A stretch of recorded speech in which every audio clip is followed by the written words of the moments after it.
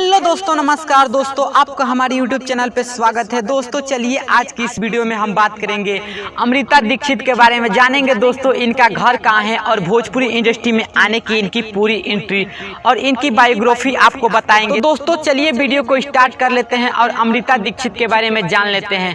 वैसे बात करें दोस्तों अमृता दीक्षित की, तो दोस्तों मैं आपको बता दूँ कि भोजपुरी इंडस्ट्री की काफ़ी ब्यूटीफुल एक्ट्रेस हैं अमृता दीक्षित, और इन्होंने भोजपुरी इंडस्ट्री में बहुत सारे गाने गा चुकी हैं दोस्तों, और भोजपुरी इंडस्ट्री में एक से एक बढ़ के गाने गा करके आज भोजपुरी इंडस्ट्री की सबसे बेहतरीन गायिका माना जाता है। दोस्तों इनको बता दें कि इन्होंने साल 2010 में ही भोजपुरी इंडस्ट्री को ज्वाइन किया था, और साल 2010 से ही भोजपुरी इंडस्ट्री के एक से एक बढ़ के गाने दे रही हैं दोस्तों, और गाने गा रही हैं। बता दें कि इन्होंने बहुत सारे हिट एल्बम में काम किया है, लेकिन इनका सबसे हिट एल्बम का नाम है दोस्तों, जिस एल्बम से इनको पहचान मिली, इस एल्बम का नाम है प्यार का रोग लगा के छोड़ा साथी रे। जी हाँ दोस्तों, प्यार का रोग लगा के छोड़ा साथी रे, इसी एल्बम से अमृता दीक्षित को पहचान मिली पूरे यूपी बिहार में, और आज अमृता दीक्षित का सॉन्ग पूरे यूपी बिहार के लोग देखना और सुनना पसंद करते हैं। वहीं ये फिल्मों के लिए भी गाने गाती हैं दोस्तों भोजपुरी के। दोस्तों बात करें अमृता दीक्षित की उम्र की, तो दोस्तों मैं आपको बता दूं कि अमृता दीक्षित की अभी उम्र 35 वर्ष की हो चुकी है। जी हाँ दोस्तों,